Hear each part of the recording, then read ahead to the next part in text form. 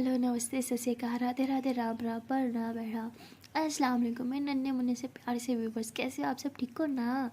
I hope आप सब ठीक ही होंगे। गाइस आप लोगों ने तो देखा ही था परी और निशानी लव स्टोरी के प्रीवियस पार्ट में कि परी जो होती है वो ईशानी का हाथ थामती है और कहती है कि मेरी जान, आपको याद है आपने एक बार मुझसे पूछा था क्या मैं आपसे शादी करूँगी। आज मैं उस क्वेश्चन का आंसर देना चाहती हूँ, वो भी दिल से। तो ईशानी जो होती है वो ऐसे परी की तरफ देखती है, कहती है हाँ बोलो। परी कहती है कि मैं आपसे बहुत ज़्यादा प्यार करती हूँ, इतना ज़्यादा प्यार कि मैं आपसे और दूर नहीं रहना चाहती। मैं चाहती हूँ कि हम दोनों आज ही शादी कर लें। तो ईशानी कहती है हाँ मेरी जान, शादी तो हम करेंगे लेकिन उसके लिए आपको भी बड़ा होना पड़ेगा। तो परी हंसती है और कहती है और कितनी बड़ी हूँ? इतनी बड़ी तो हो चुकी हूँ ना। तो ईशानी कहती इतनी बड़ी हो जाओ कि आप बगैर किसी डर से मेरा हाथ अपनी फैमिली के सामने पकड़ के बोल सको कि हाँ ये है मेरा प्यार, ये है वो लड़की जिसके साथ मैं अपनी पूरी ज़िंदगी गुजारना चाहती हूँ, बस इतनी बड़ी हो जाओ। तो परी कहती वो तो मैं ऑलरेडी हो चुकी हूँ, मैं अभी भी आपका हाथ पकड़ के अपनी फैमिली के सामने जाके बोल सकती हूँ कि ये है मेरा प्यार जिसके साथ मैं अपनी पूरी ज़िंदगी गुजारना चाहती हूँ। तो ईशानी हंसती है, कहती हाँ बोल तो सकती हो बट उसके बाद जो होगा वो पता है ना। तो परी कहती है इसलिए तो नहीं बोलती। तो ईशानी परी को हक करती हो, कहती मेरी जान हम हमेशा के लिए साथ ज़रूर होंगे बट उसके लिए बस कुछ साल वेट करना होगा, है ना। तो परी कहती है ओके। तो उसके बाद ईशानी कहती है कि दादू को तो अब मैंने रोक लिया, वो अब तुम्हारी फैमिली को कुछ नहीं बताएंगे। परी कहती व्हाट, कैसे कैसे मानी वो? ईशानी बोलती है कि एक राज उनका मेरे पास था तो एक राज तो मेरे पास था ना उनका भी। तो वो कहती अच्छा जी और वो क्या? तो ईशानी वो बुक वाली बात बताती है। तो परी हंसते हुए कहती शर्म नहीं आई अपनी दादू को ब्लैकमेल करते हुए? ईशानी कहती दादू ने भी तो मुझे ब्लैकमेल किया ना, तो मजबूरन मुझे भी करना पड़ा। तो परी हंसते कहती अच्छा नेक्स्ट टाइम ऐसा कुछ नहीं करना। ईशानी कहती हाँ जान नहीं करूँगी। तो उसके बाद परी जो होती है वैसे ईशानी को फिर से हक करती है और कहती है I love you so much. तो ईशानी कहती है आई लव यू टू मेरी जान। तो उसके बाद ईशानी जो होती है वो परी को बेड पे बिठाती है, उसका हाथ पकड़ती है और उसे कुछ समझाने लगती है। परी कहती है कि मुझे ये सब कुछ पता है, आप मुझे ये सब बातें क्यों समझा रहे हो? ईशानी बोलती है क्योंकि आपका बचपना बहुत है, अपना बचपना थोड़ा सा कम कर दो। परी कहती है क्या करूं, बस आपसे दूर जाने का डर जो है ना मुझसे काफ़ी कुछ करवा देता है। ईशानी मोती बस ये डर अपने अंदर से ख़त्म कर दो, मुझ पे भरोसा नहीं है क्या? तो परिवती आप पे तो पूरा भरोसा है लेकिन दादों पे बिल्कुल नहीं है। तो ईशानी कहती है अरे मेरी जान मुझ पे भरोसा रखो, मैं हूँ ना, कभी दादू का प्लान सक्सेस नहीं होने दूंगी। तो उसके बाद ये दोनों ऐसी बातें कर रहे होते हैं। वहाँ दादू उनके तो हाथ पाँव कांपने लग जाते हैं, वो यही सोच रहे होते हैं कि ईशानी को कैसे पता चला कि वो बुक मैंने गायब किया है। और ऊपर से वो ये भी सोच के परेशान होती है क्या ईशानी को राज के बारे में पता चल गया, क्या उसे सब कुछ पता चल गया, क्या वो जान चुकी है कि मुझसे क्या छुपा रही थी। लेकिन ये कैसे हो सकता है? अगर ईशानी को सब पता चल चुका है तो वो इतनी शांत क्यों है? मुझे कुछ समझ नहीं आ रहा। तो दादू बहुत ज़्यादा परेशान हो रही है। ईशानी जो है वो कह दिया कि वैसे उस बात में इतना दम नहीं था कि दादू मेरी बात माने। तो परी कहती शायद हो सकता है कि उन्हें डर हो कि आपने वो पूरी बुक पढ़ ली। ईशानी कहती हाँ इसका मतलब उस बुक में कुछ और भी राज की बात थी जो मेरे लिए पढ़ना ज़रूरी थी। परी बोलती हाँ। ईशानी बोलती फिर तो बुक ढूंढनी होगी। तो वो कहती है ढूंढने की क्या ज़रूरत है, वो खुद तो चल के आ रही है। ईशानी कहती शिट मेरे तो माइंड से निकल गया था, वो तो आ जाएंगी यहाँ पे, अगर उन्होंने दादू को देख लिया तो बैंड बजा देंगी, क्या करेंगे हम? तो परी कहती उसका प्लान भी मैंने सोच रखा है। ईशानी बोलती क्या? परी कहती देखो दादू बहुत ज़्यादा परेशान है, मैं मम्मा को कहूँगी कि दादू को कहीं बाहर लेके जाएं, कहीं पिकनिक पे, ताकि उनका मूड थोड़ा ठीक हो जाए। तो ईशानी हंसते कहती अच्छा दादू की उम्र है पिकनिक पे जाने की?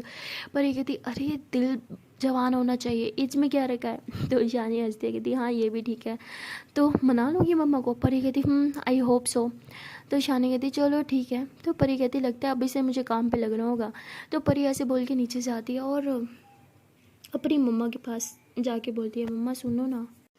तो परी ऐसे बोल के नीचे जाती है मम्मा के पास, देखती है कि उसकी मम्मा कुछ काम कर रही होती है। तो परी उन्हें कहती है कि मम्मा सुनो ना, मैं सोच रही थी कि उसकी मम्मा कहती अब क्या सोच रही है मेरी बेटी? परी कहती अरे वो कल दादू का आप लेके गई थी ना मंदिर, उनका मूड बहुत अच्छा था। तो परी की मम्मा कहती है हाँ आरती जो की है, पूजा पाठ से सबका मूड ठीक हो ही जाता है। तो वो कहती हाँ और मैं सोच रही थी कि पूजा पाठ तो ठीक है लेकिन थोड़ा बाहर जाएंगे तो और अच्छा लगेगा। उसकी मम्मा कहती क्या मतलब? परी कहती आपको याद है जब मेरा मूड बहुत ख़राब होता था, मैं परेशान रहती थी या किसी बात की स्ट्रेस लेती थी, तो आप और पापा मेरा मूड ठीक करने के लिए मुझे बाहर लेके जाते थे घुमाने फिराने पिकनिक पे। तो उसकी मम्मा कहती क्या बात कर रही हो बेटा, तुम तो बच्ची थी, दादू बच्ची थोड़ी है। परी कहती अरे दिल बच्चा होना चाहिए, एज में क्या रखा है? तो उसकी मम्मा कहती ये भी है। परी कहती यार आप आपको ना दादू को पता नहीं है, वो एकदम बच्चों की तरह है, वो बच्चों जैसी चीज़ों से ही खुश होती हैं। आप उन्हें लेके जाओगे ना, देखना उन्हें बहुत अच्छा लगेगा। तो परी की मम्मा कहती बेटा are you sure, I mean पक्की बात है ना। परी कहती क्या यार मम्मा, आपको अपनी बेटी पे विश्वास नहीं है, अरे लेके तो जाओ प्लीज़। तो उसकी मम्मा कहती चलो ठीक है मैं बात करूँगी। परी कहती अरे बात नहीं है, आपको ज़िद करनी होगी। तो उसकी मम्मा कहती क्या मतलब। तो परी कहती अरे अब वो बड़ी है ना, तो वो यही बोलेंगे कि अच्छा थोड़ी लगता है, बट मुझे पता है उन्हें ये सब पसंद है, तो आप उन्हें लेके जाना। उसकी मम्मा कहती अरे अगर उन्होंने मना कर दिया तो ज़बरदस्ती थोड़ी कर सकती हूँ। परी कहती मेरे साथ ज़बरदस्ती करती थी ना, तो दादू के साथ क्यों नहीं कर सकती। तो परी कहती अरे तुम, परी की मम्मा कहती अरे तुम तो मेरी बेटी हो ना, बट वो कहती वो क्या, कुछ नहीं होता, आप लेके जाना तो मतलब लेके जाना। उसकी मम्मा कहती अच्छा ठीक है सोचूंगी। आप नीचे आ गए हो तो मेरे साथ थोड़ा हेल्प ही कर दो ब्रेकफास्ट बनाने में। तो परी कहती हाँ ठीक है ठीक है। तो परी जो होती है वो ऐसे बोल के अपनी मम्मा की हेल्प कर रही होती है ब्रेकफास्ट बनाने में। तभी शानी नीचे आती है, वो परी की तरफ देखती है और परी ऐसे हाँ में सर हिलाती है। तो शानी समझ जाती है कि उसने मम्मा को मना लिया। उसके बाद शानी भी आंटी की हेल्प कर रही होती है खाना बनाने में। फिर तीनों मिल के ब्रेकफास्ट जो है वो बाहर टेबल पर लगाते हैं।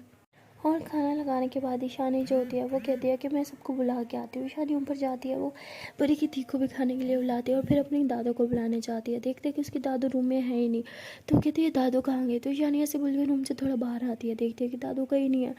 तो वो नीचे आती है और कहती है कि क्या दादू नीचे आई। परी कहती नहीं मैं तो नीचे ही थी, दादू नीचे नहीं आई।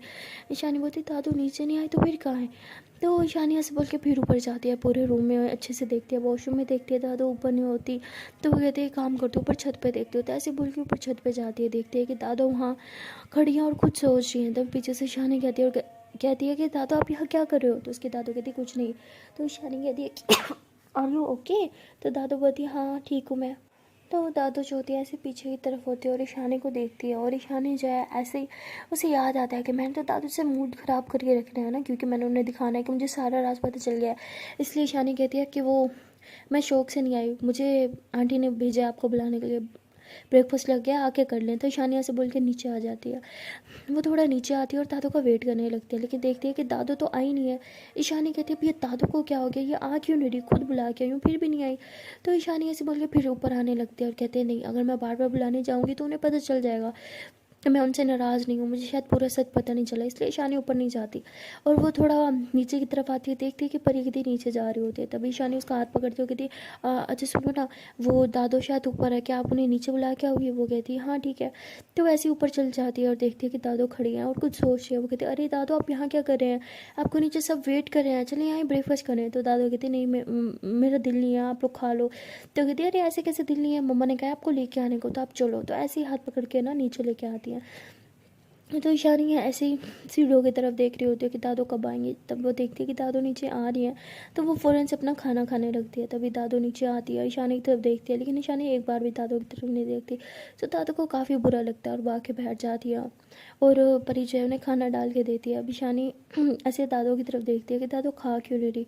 और दादू यही सोच रही होती है कि सच में ईशानी को कहीं सब पता चल गया है, वो तो मुझसे कभी बात नहीं करेगी। अगर उसे पता चला मैंने इतना बड़ा राज उसे छुपाया है, कहीं वो हमेशा हमेशा के लिए मुझसे दूर ना चली जाए, कहीं जिस बात का मुझे डर था वो ना हो जाए। तो दादू यही सब सोच रही होती हैं। तभी ईशानी कहती है कि क्या हुआ दादू, आप खा क्यों नहीं रही। तो दादू कहती है हाँ बेटा मैं खा रही हूँ। तो दादू ऐसे बोल के थोड़ा थोड़ा खाने लगती हैं। तो ईशानी जो होती है इसके बाद वो खुद भी थोड़ा थोड़ा खा रही होती है और परी भी खा रही होती है। तभी दादू ऐसे ईशानी की तरफ देखती है और कहती है कि अगर वाकई से सब कुछ पता चल गया तो इतने आराम से बैठ के खा क्यों रही है। और तभी ईशानी जो होती है वो खाने की प्लेट साइड पे रखती है और कहती है कि बस मेरा पेट फुल हो गया, ऐसे बोल के जाने लगती है। तभी आंटी कहती है अरे बेटा तुमने तो कुछ खाया ही नहीं। ईशानी कहती मेरा मन नहीं है, आपका दिल रखने के लिए खा लिया क्योंकि आपने इतना अच्छा बनाया था।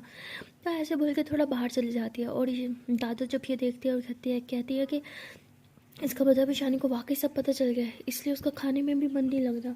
अब मैं क्या करूँगी, ईशानी तो मुझसे कभी बात नहीं करेगी, क्योंकि वो राज ईशानी को पता कैसे चला, मैंने तो वो बुक वहाँ से उठा ली थी।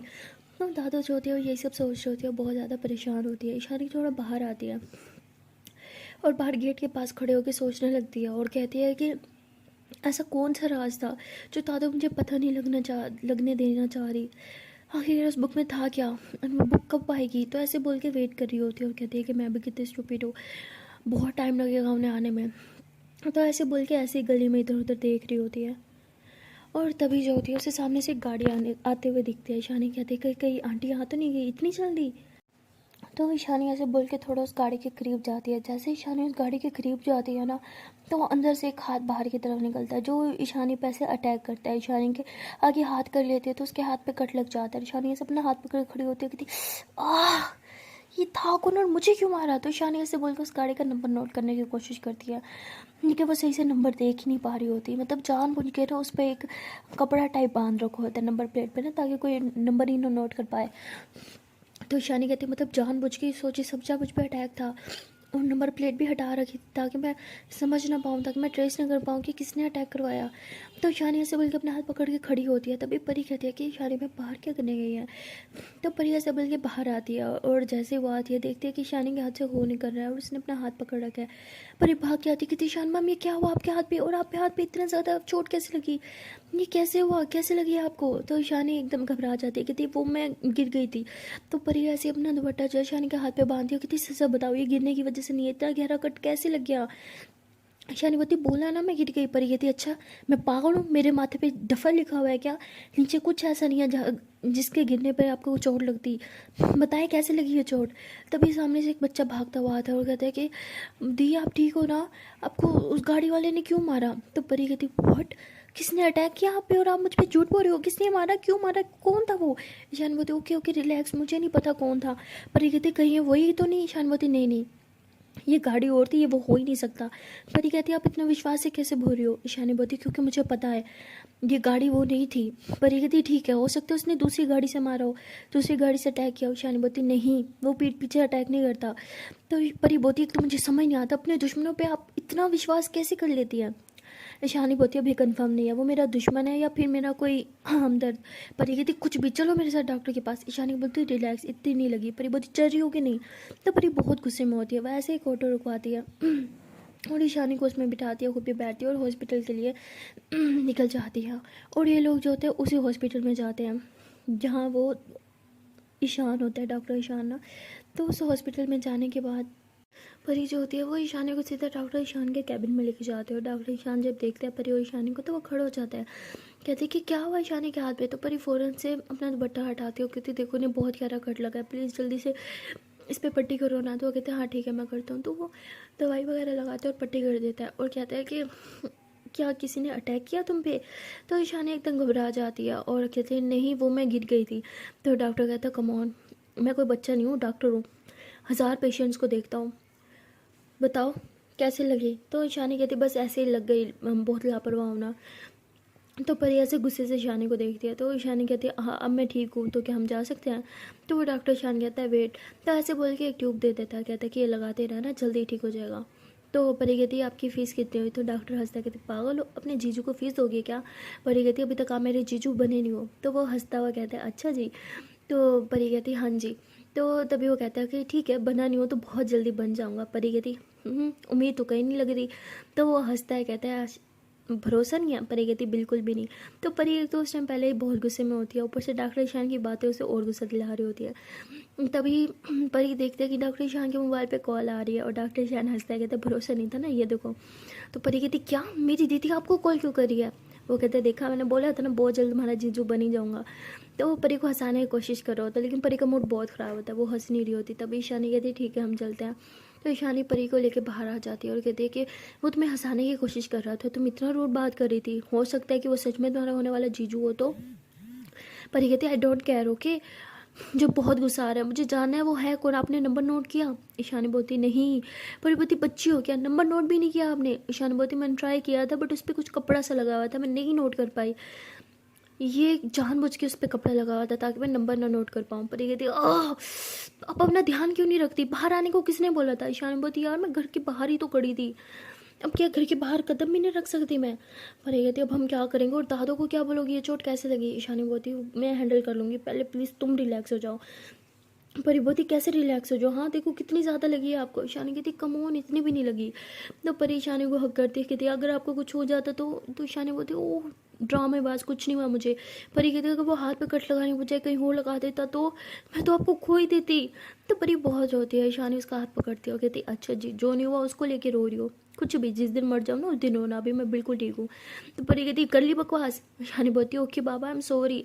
तो परी फिर ईशानी को टाइटली हक करती, कहती आपको कुछ नहीं होने दूंगी मैं। ईशानी कहती आई नो, चलो अब घर चलो। तो परी बोलती है कि पक्का ना आप ठीक हो। ईशानी बोलती हाँ बाबा ठीक हूँ। तो परी ज्योति ऐसे ईशानी का हाथ पकड़ते हैं और हॉस्पिटल के थोड़ा बाहर आते हैं। बाहर मेन रोड जो होता है वहाँ आने के बाद ना ये ऑटो का वेट कर रहे होते हैं। तो वही सामने से एक ऑटो आगे रुकता है और परी जो होती है उस ऑटो वाले को ऐसे ही घूरती है। ईशान बोलती क्या हुआ बैठो। परी बोलती नहीं हम इस ऑटो में नहीं जाएंगे। ईशान बोलती क्यों। तो परी कहती भैया नहीं जाना आप जाओ यहाँ से। तो वो कहता है अरे मैडम बैठ जाओ ना, मैं छोड़ देता हूँ जहाँ भी जाना है आपको। परी बोलती बोला ना नहीं जाना।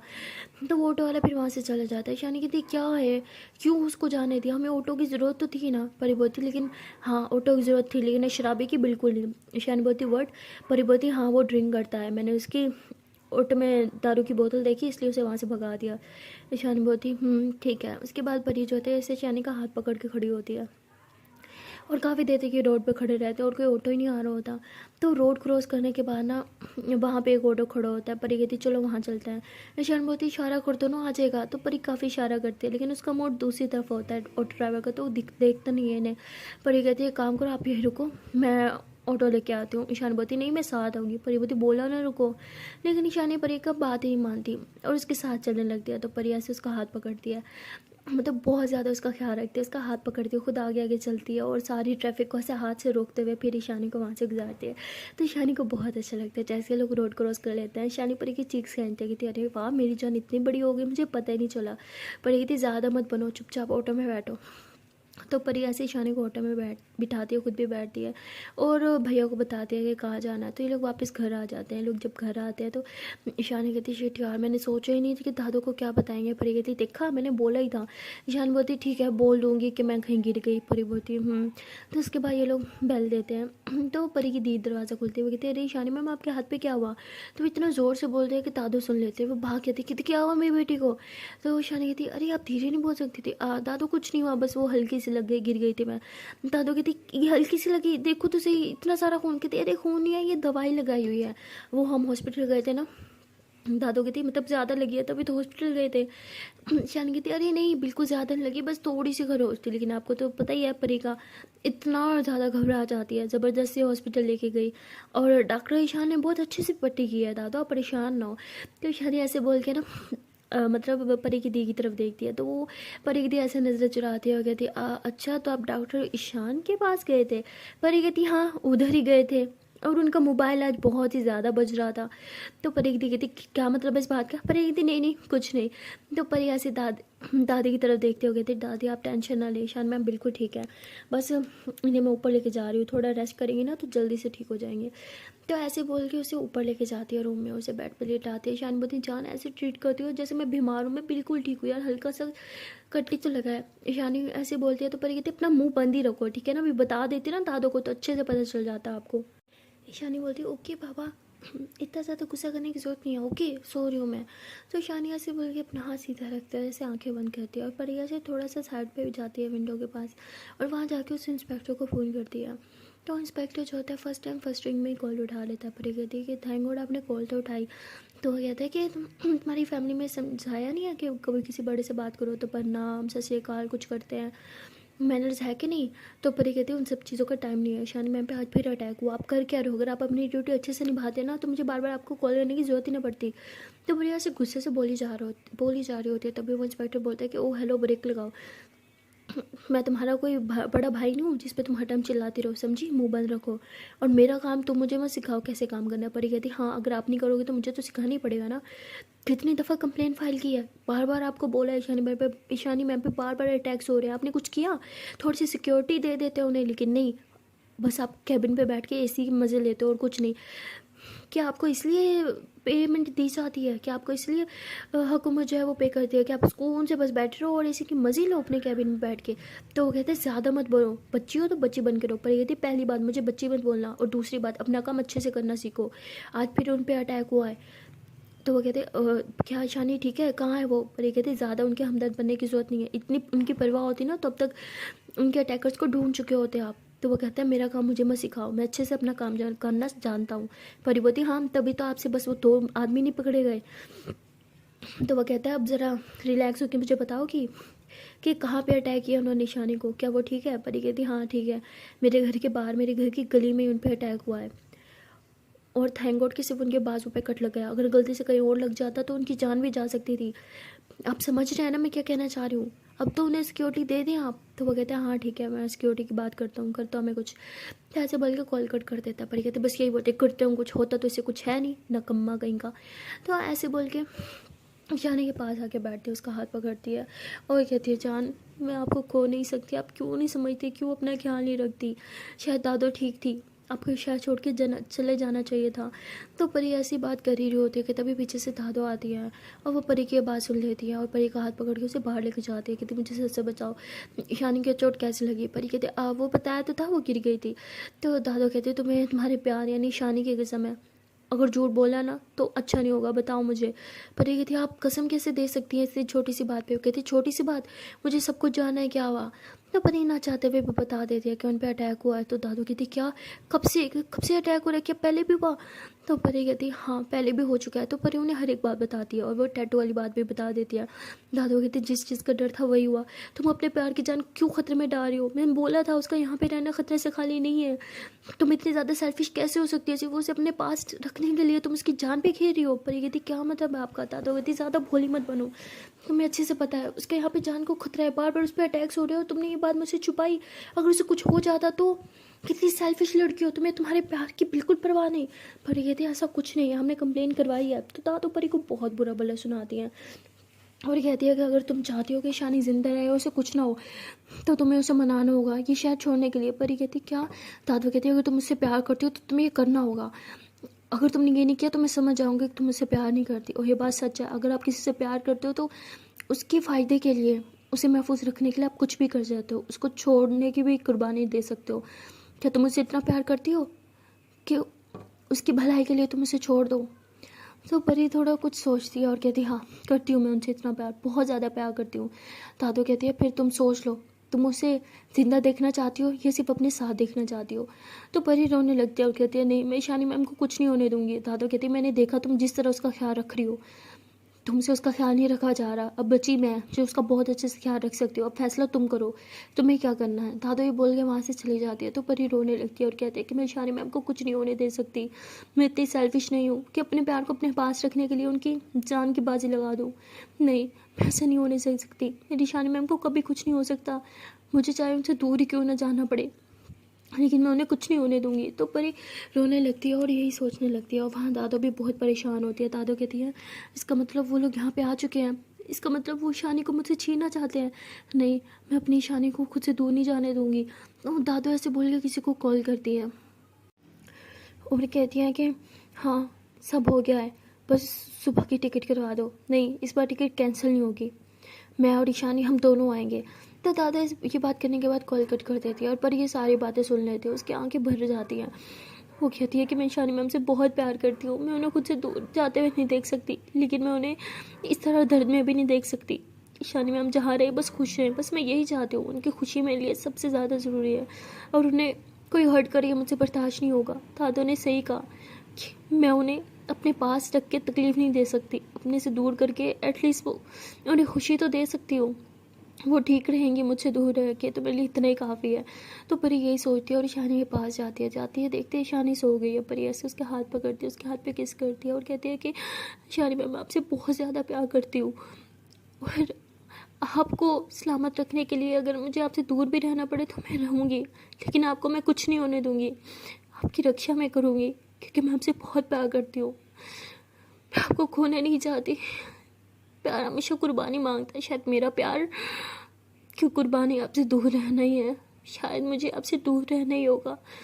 पर ये बात हमेशा याद रखना, मैं आपके पास रहूँ या दूर रहूँ, ये बात कभी मत भूलना कि मुझसे ज़्यादा प्यार आपको कभी कोई नहीं कर सकता। मैं आपसे बहुत ज़्यादा प्यार करती हूँ, इतना प्यार कि आपको तकलीफ़ ना हो इसलिए दूर चली जाऊँगी आपसे, बहुत दूर, लेकिन आपको कभी कुछ नहीं होने दूँगी, लेकिन दूर रह के भी ना आपके बहुत बहुत ज़्यादा पास रहूँगी, हमेशा हमेशा आपके पास रहूँगी क्योंकि मैं आपको बहुत ज़्यादा प्यार करती हूँ ईशानी मैम, बहुत ज़्यादा।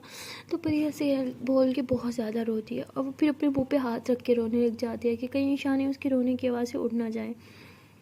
तो ऐसे ही वो रोती रहती है। उसके बाद कहती है कि नहीं, मैं इतनी वीक नहीं हूँ कि मैं रोऊँ, मुझे दादू से बात करनी होगी, उन्हें जवाब तो देना ही होगा कि वो कौन लोग हैं जो ईशानी मैम की जान के पीछे पड़े हैं, क्यों उन पर अटैक्स हो रहे हैं, ये सब जानने का मेरा हक बनता है। तो परी ऐसे बोल के उठती है और बाहर चली जाती है। देखते हैं कि दादू बाहर बैठी हैं और बुक में कुछ लिख रही हैं। तभी परी वहाँ आती है और दादू बुक साइड पे रख देती हैं बंद करके, और परी दादू के पास बैठती है और कहती है कि मैं अपने प्यार के लिए कुर्बानी देने के लिए तैयार हूँ, मैं उनसे दूर होने के लिए तैयार हूँ, सिर्फ और सिर्फ उन्हें खुश रखने के लिए, उन्हें ज़िंदा देखने के लिए, लेकिन उससे पहले आपको भी कुछ करना होगा। दादू कहती क्या? परी कहती आपको मुझे हर एक बात बतानी होगी।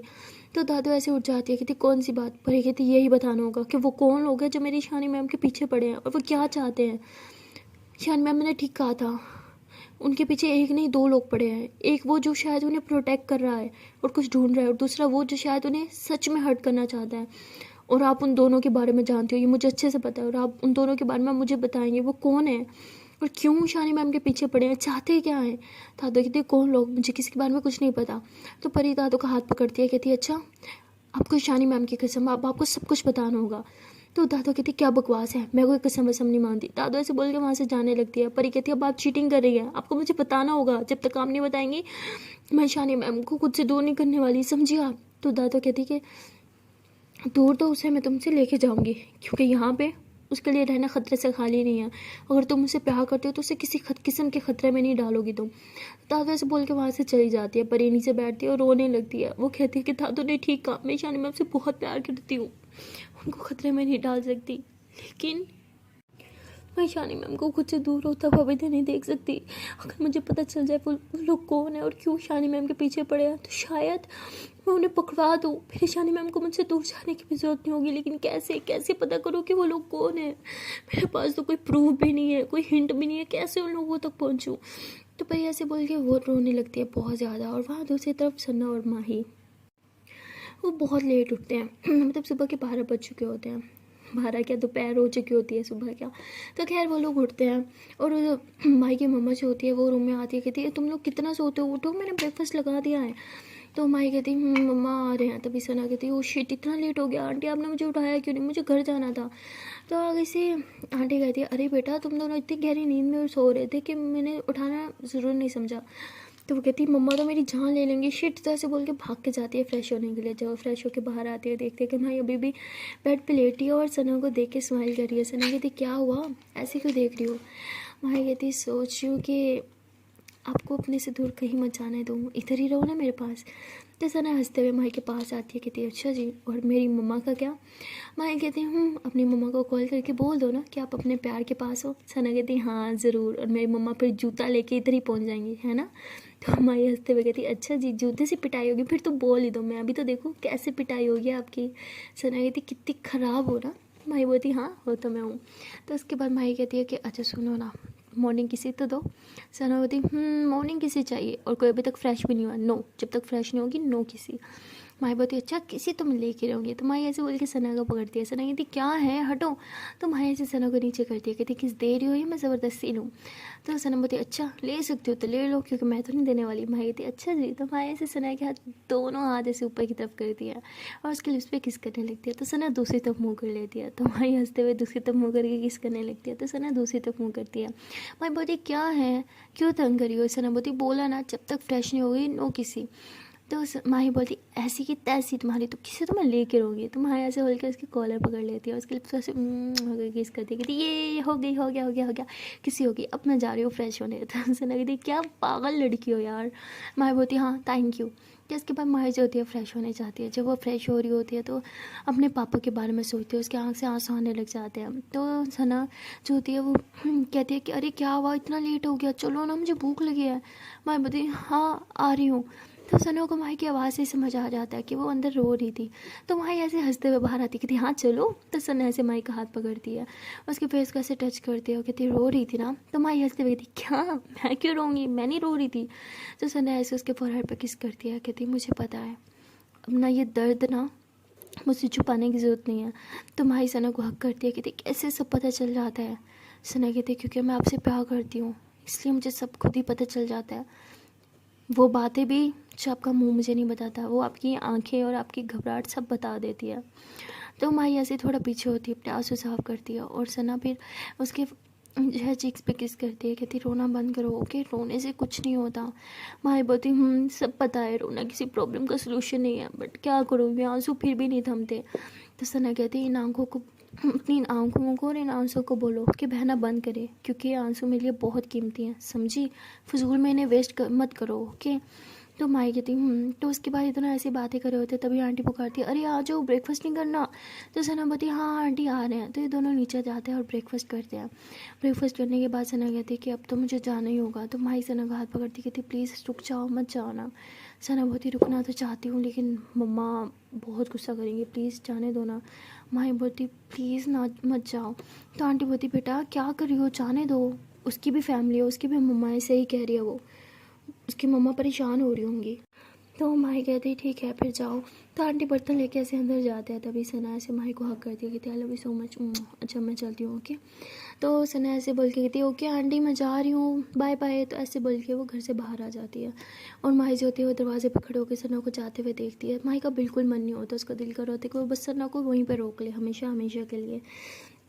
जाने का मन तो सना का भी नहीं था, बट क्या करे, घर तो उसे जाना ही था, तो इसलिए वो घर की तरफ जा रही होती है। जब वो रास्ते में होती है, मतलब उसने एक ऑटो लिया होता है, जब वो रास्ते में होती है तो उसका ऑटो जो होता है वो चलते चलते खुद ब खुद रुक जाता है। तो माही बोलती है क्या हुआ, सॉरी सना बोलती क्या हुआ। तो ऑटो ड्राइवर कहते हैं पता नहीं, रुको देखता हूँ। तो ऐसे बोल के नीचे उतरता है, कहते शिट टायर पंचर हो गया। तो सना बोलती वॉट, इसको भी अभी होना था। तभी सना के मोबाइल पे कॉल आता है, सना मोबाइल की तरफ देखती है कि शिट मम्मा ये तो आज मेरी जान ही ले लेंगी। सना बोलती जी मम्मा। तो उसकी मम्मा कहती क्या जी मम्मा की बच्ची, कहाँ रह गई तुम, एक रात की बात हुई थी, अब देखो दोपहर होने को आई है। तो कहती सॉरी मम्मा वो आँख ही लेट खुली। उसकी मम्मा कहती तुम घर पहुँचो ज़रा, तुमसे मैं अच्छे से पूछती हूँ। सना बोलती हाँ मम्मा रास्ते में वो ऑटो का टायर ख़राब हो गया। उसकी मम्मा कहती ये ड्रामेबाजी ना मेरे सामने ना करो। सना कहती कसम से मम्मा ख़राब हो गया, रुको मैं पिक लेके भेजती हूँ। तो सना से पिक लेके भेजती, कहती देखो कसम से ख़राब हो गया है। उसकी मम्मा कहती ठीक है और ऑटो करके घर आ जाओ। तो सना बोलती हाँ आ रही हूँ। तो सना ऐसे बोल के और ऑटो लेती है। उस ऑटो में बैठ कर अपने घर का एड्रेस बताती है। तो वो ऐसे मोबाइल पे लगी होती है, माही से चैटिंग कर रही होती है। माही कहती है कि जान क्या तू पहुंच गई। सना बोलती नहीं अभी तक नहीं पहुंची। माही कहती क्यों, अब तक तो पहुंच जाना चाहिए था ना। सना कहती यार क्या बताऊँ, वो ऑटो का टायर ख़राब हो गया तो दूसरा ऑटो करके जा रही हूँ। तो माही बोलती ठीक है ख्याल से जाओ और घर पहुँचते मैसेज कर देना। सना कहती जी मेरी जान कर दूँगी। तो सना ऐसे मोबाइल पॉकेट में डालती है। तभी वो ऐसे रास्ते की तरफ देखते हैं कि ये तो कोई दूसरा रास्ता है और बहुत ही सुनसान है। तो कहते भैया ये आप कौन से रास्ते पे लेके जा रहे हो, ये मेरे घर का रास्ता नहीं है ये, और ये बहुत सुनसान है। तभी सामने से जो ऑटो ड्राइवर होता है वो जो है वो ज़ोर से ब्रेक लगाता है और पीछे की तरफ होता है, सना की तरफ देखता है और उसका फेस जो है पूरी तरह से कवर होता है। सना कहती कि कौन हो आप और मुझे यहाँ क्यों लेके आए। तो सना ऐसे बोल के ऑटो से नीचे उतरती है। तभी वो भी नीचे उतरता है और सना का हाथ पकड़ता है, कहता है चुपचाप बैठ जाओ ऑटो में। तो कहती क्या बदतमीज़ी, हाथ छोड़ो, हिम्मत कैसे मेरा हाथ पकड़ने की। तो सना ऐसे ज़ोर ज़ोर से चिल्लाने लगती है। तो वो कहता है जितना मर्जी ज़ोर से चिल्लाना चिल्लाओ, यहाँ पे कोई नहीं आएगा तुम्हारी आवाज़ सुनने। तो वो सना को मतलब कुछ ऐसे उसके नाक पे कुछ लगाते हैं और सना बेहोश हो जाती है। तो उसको उठा के ऑटो में डालता है और उसे कहीं लेके जाने लगता है। सो गाइस ये तुम नेक्स्ट पार्ट में देखेंगे कि वो ऑटो ड्राइवर कौन था और सना को कहाँ लेके जा रहा था, उसके साथ क्या होने वाला है। आने वाला पार्ट बहुत ही इंटरेस्टिंग है क्योंकि सना के साथ कुछ बहुत ही बुरा होने वाला है जो किसी ने नहीं सोचा था। तो मिलते हैं नेक्स्ट वीडियो में, तब तक के लिए टाटा बाय बाय। एंड हाँ गाइस यहाँ पर एक छोटी सी रिक्वेस्ट है कि अगर अभी तक वीडियो को लाइक नहीं किया जल्दी से वीडियो को लाइक कर लो, कमेंट कर लो, शेयर कर लो, चैनल कर लो जल्दी से subscribe. Again tata bye bye.